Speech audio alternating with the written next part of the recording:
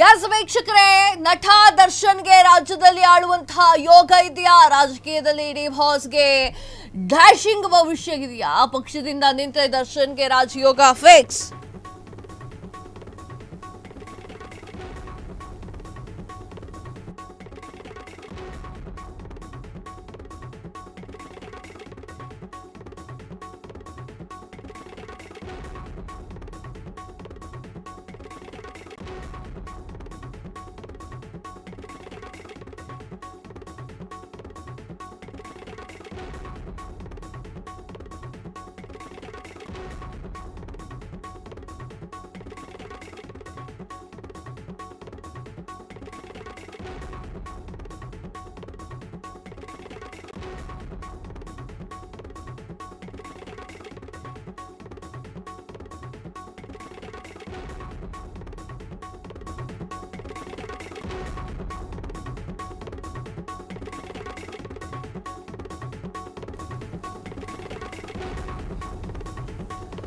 S ವೀಕ್ಷಕರೇ, ಹಿಂದೆ ಒಂದು ಚುನಾವಣೆ ಬರುತ್ತೆ, by election, Channapatna by election ಅಂತ.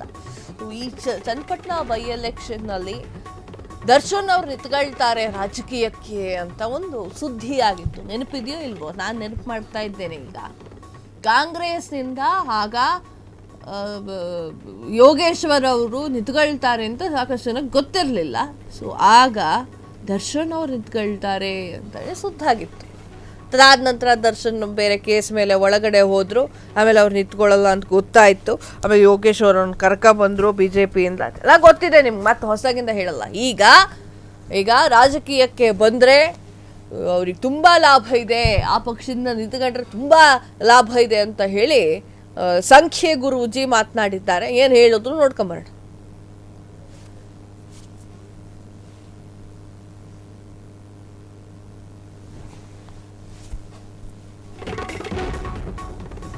ಜೈಲಿನಿಂದ ಬಂದ್ಮೇಲೆ ರಾಜಕೀಯಕ್ಕೆ ದರ್ಶನ್.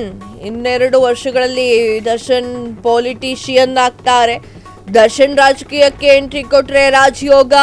ನಟ ದರ್ಶನ್ ಪಕ್ಕಾ ರಾಜಕಾರಣಿ ಆಗ್ತಾರೆ. ತುಂಬಾ ಹೀರೋಗಳು ರಾಜಕೀಯಕ್ಕೆ ಬರಬೇಕು ಅನ್ಕೊಂಡಿದ್ದಾರೆ, ಆಗಲ್ಲ. ದರ್ಶನ್ಗೆ ಜ್ಞಾನೋದಯವಾಗಿದೆ ರಾಜಕೀಯಕ್ಕೆ ಬರಬೇಕು ಅಂತ ಹೇಳಿ. ದರ್ಶನ್ ರಾಜಕೀಯಕ್ಕೆ ಬಂದರೆ ತುಂಬಾ ಒಳ್ಳೆಯದು, ಅವರಿಗೆ ರಾಜ್ಯವನ್ನ ಆಳುವಂತಹ ಸನ್ನಿವೇಶ ಬರಬಹುದು. ದರ್ಶನ್ ಬಗ್ಗೆ ಆರ್ಯವರ್ಧನ್ ಗುರೂಜಿ ಅವರ ಸ್ಫೋಟಕ ಹೇಳಿಕೆ. ನಾ ಹೇಳೋದೇನು ಅಂತಂದರೆ, ದರ್ಶನ್ ಅವರಿಗೆ ರಾಜಯೋಗ ಇರಬಹುದು, ದರ್ಶನ್ ಅವರು ಜೈಲಿನಿಂದ ಹೊರಗಡೆ ಬರಬಹುದು, ದರ್ಶನ್ ಅವರು ರಾಜಕೀಯಕ್ಕೂ ಕೂಡ ಎಂಟ್ರಿಯನ್ನು ಕೊಡಬಹುದು. ಆದರೆ ರಾಜ್ಯವನ್ನು ಆಳುವಂಥದ್ದಿದೆಯಲ್ಲ, ಅದು ಕಮ್ಮಿ ಪೋಸ್ಟಿಂಗ್ ಅಲ್ಲ. ಒಂದು ರಾಜ್ಯದ ಮುಖ್ಯಮಂತ್ರಿ ಆಗಬೇಕು ಅಂತಂದರೆ ಏನೆಲ್ಲ ಕೆಲಸವನ್ನು ಮಾಡಬೇಕು, ಜನಪರವಾಗಿ ಹೇಗೆ ಕೆಲಸವನ್ನು ಮಾಡಬೇಕು, ಹೇಗೆ ಅಭಿವೃದ್ಧಿಯನ್ನು ಮಾಡಬೇಕು, ಚಾಣಾಕ್ಷತೆಯಿಂದ ಹೇಗೆ ವರ್ತನೆ ಮಾಡಬೇಕು, ಎಲ್ಲಿ ಸೈಲೆಂಟ್ ಆಗಿರಬೇಕು, ಎಲ್ಲಿ ಕೋಪ ಮಾಡ್ಕೊಳ್ಬೇಕು, ಎಲ್ಲಿ ಮೌನವಾಗಿರಬೇಕು, ಯಾರು ಹೇಳಿರುವಂಥ ಟಕ್ಕರ್ಗೆ ಏನಂತ ಉತ್ತರವನ್ನು ಕೊಡಬೇಕು, ಡ್ಯಾಮೇಜಿಂಗ್ ಸ್ಟೇಟ್ಮೆಂಟ್ ಕೊಡಂಗಿಲ್ಲ, ಅವರನ್ನು ಹೇಗೆ ನಿಭಾಯಿಸಬೇಕು, ಇವೆಲ್ಲವನ್ನು ಗೊತ್ತಿದ್ದವನು, ಕರಗತ ಮಾಡಿಕೊಂಡವನು, ಎಕ್ಸ್ಪೀರಿಯನ್ಸ್ ಆದವನು ಮುಖ್ಯಮಂತ್ರಿ ಆಗಲಿಕ್ಕೆ ಸಾಧ್ಯ. ಈಗ ನಾನು ಹೇಳ್ತಾ ಇರುವಂಥದ್ದು ತಮಿಳ್ನಾಡಿನಲ್ಲಿ ಏನಾಗಿದೆ, ವಿಜಯ್ ತಳಪತಿ ಅವರು ಇವಾಗ ಪಕ್ಷವನ್ನು ಕಟ್ಟುವಂತಹ ಕೆಲಸವನ್ನು ಮಾಡ್ತಾ ಇದ್ದಾರೆ. ಅಂದರೆ ಫುಲ್ ಟೈಮ್ ವರ್ಕರ್ ಆಗಿರಬೇಕು, ಪಾರ್ಟ್ ಟೈಮ್ ಅಲ್ಲ. ಆಗ ಮಾತ್ರ ರಾಜಕೀಯದಲ್ಲಿ ಸಕ್ಸಸ್ ಅನ್ನೋದು ಸಿಗೋಕ್ಕೆ ಸಾಧ್ಯ. ಆರ್ಯವರ್ಧನ್ ಗುರೂಜಿ ಅವ್ರು ಏನು ಹೇಳಿದ್ರು ಅಂತ ನೋಡೋಣ. ದೇವರೇ ಸತ್ಯವಾಗಿರೋಕ್ಕಾಗಲ್ಲ ಈ ಭೂಮಿ ಮೇಲೆ, ಮನುಷ್ಯಂತೂ ಯಾವುದೇ ಕಾರಣಕ್ಕೆ ಇರೋಕ್ಕಲ್ಲ. ಎಲ್ಲರೂ ಸಿಗಾಕಿನವರೆಗೂ ಕೂಡ ಅವರು ಹೀರೋನೇ, ಸಿಗಾಕಿದ್ಮೇಲೆ ಎಲ್ಲ ಜೀರೋನೇ ಈ ಜೀವನದಲ್ಲಿ. ಎಲ್ಲರ ಮನಸ್ಸಲ್ಲೂ ಉಳುಕಿದ್ದೇ ಇರುತ್ತೆ. ಯಾಕಂದರೆ ಕಣ್ಣು ಎಷ್ಟಿರೋ ದೂರ ನೋಡುತ್ತೋ ಅಷ್ಟು ದೂರ ಆಸೆ ಇದ್ದೇ ಇರುತ್ತೆ. ಆಸೆ ಇಲ್ಲದ ಮೇಲೆ ಈ ಪ್ರಪಂಚ ಸೃಷ್ಟಿನೇ ಆಗಲ್ಲ. ಹಾಗಾಗಿ ಅವ್ರಿಗೆ ಶುಕ್ರ ಹುಚ್ಚಿನಾಗಿರೋದು ಇದೊಂದು ಪ್ರಾಬ್ಲಮ್ಮು. ಅವರ ಜಾತಕದಲ್ಲಿ ಏನಾಗುತ್ತೆ ಅಂದರೆ, ಅವ್ರು ಫಸ್ಟ್ ಆಫ್ ಆಲ್ ಅವ್ರ ಹೆಸರು ಚೆನ್ನಾಗಿಲ್ಲ. ದರ್ಶನನ ಹೆಸರು ಬಂದು ಬಾಸ್ ನೇಮು. ಚಾಲೆಂಜಿಂಗ್ ಚೆನ್ನಾಗಿಲ್ಲ, ಚಾಲೆಂಜಿಂಗ್ ಅದು ಚೆನ್ನಾಗಿಲ್ಲ. ಅದು ಎಲ್ಲೆಲ್ಲಿ ಬರುತ್ತೆ ಒಳ್ಳೆಯದು. ಫಸ್ಟ್ ಆಫ್ ಆಲ್ RR ನಗರ ವಾಸ್ತು ಇಲ್ಲ. RR ನಗರ ಹೋದವ್ರಿಗೆಲ್ಲ ಕೇಸ್ ಹಾಕ್ಸ್ಕೊತಾರೆ. ಅಲ್ಲಿರೋ MLA ಮೇಲೆ ಕೇಸ್ ಇದ್ದಾವೆ, ನಂಬರ್ 1 ಆಕ್ಟರ್ಸ್ ಮೇಲೆ ಕೇಸ್ ಇದ್ದಾವೆ, ಮತ್ತು ಎಲ್ಲ ಥರದ್ದು ಅನಾಹುತ ಕೇಸ್ಗಳು ಅಲ್ಲೇ ಇರೋದು. ತುಂಬ ನೆಗೆಟಿವ್ ಕೇಸ್. ಯಾವಾಗಲೂ ಮಾಲೆ ಬೆಂಕಿ ಬೀಳುತ್ತೆ. RR ನಗರದಲ್ಲಿ ವಾಸ್ತು ಇಲ್ಲ. ಆದರೆ ತುಂಬ ಕಾಸ್ಟ್ಲಿ ಏರಿಯಾ ಬೆಂಗಳೂರಿಗೆ ಅದೇನೆ. ಅಲ್ಲಿ ಹೋದರೆ ನೆಮ್ಮದಿ ಇರಲ್ಲ.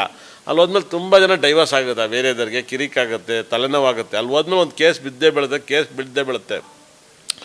ದರ್ಶನ್ ಅವ್ರಿಗೆ ಯಾಕೆ ಇಷ್ಟೊಂದು ಶತ್ರುಗ್ರಹ ಆಗಿರೋದ್ರಿಂದ ಅವರು ವೃಷಭ ಲಗ್ನಕ್ಕೆ ಶುಕ್ರ ಗ್ರಹ ಕೆಟ್ಟವನು, ಹಾಗಾಗಿನೇ ಶುಕ್ರ ಗ್ರಹನೂ ಬಲವಾಗಿದ್ದಾನೆ. ವೃಷಭ ಲಗ್ನಕ್ಕೆ ಗುರು ಕೆಟ್ಟವನು, ಗುರು ಜೊತೆಗೆ ಕೇತು ಇದ್ದಾನೆ, 12ನೇ ಕಾರಕ. ಇವ್ರಿಗೆ 10ನೇ ತಿಂಗಳಲ್ಲಿ ರಾಹು ದಶೆ, ಗುರು ದಶೆ ರಾಹು ಭುಕ್ತಿ ನಡೀತಿದೆ. 10ನೇ ತಿಂಗಳಿಂದ ಗುರು ದಶೆ ರಾಹು ಭುಕ್ತಿ ನಡೀತಿದೆ. ಆ ಭುಕ್ತಿ ಏನಾಗುತ್ತೆ, ರಾಹು 6ನೇ ಮನೆಯಲ್ಲಿದ್ದಾನೆ, ಬರೋರೆಲ್ಲ ಶತ್ರುಗಳು ಬರ್ತಾರೆ ಅವ್ರಿಗೆ. 6ನೇ ಮನೆಯೂ ಶತ್ರು, 12ನೇ ಮನೆ ರೋಗದನ್ನು, ಸತ್ತೋಗುವಷ್ಟು ಕಷ್ಟಗಳು ಬರುತ್ತೆ ಅಂತ ಹೇಳ್ತೀವಿ ಜ್ಯೋತಿಷ್ಯದಲ್ಲಿ. ಇದು ಮುಗಿಯೋಕ್ಕೆ ಟೈಮು 2027 ಆಗುತ್ತೆ. 27ನೇ ತಾರೀಕುವರೆಗೂ ಅವ್ರು ಹುಷಾರಾಗಿರ್ಬೇಕು.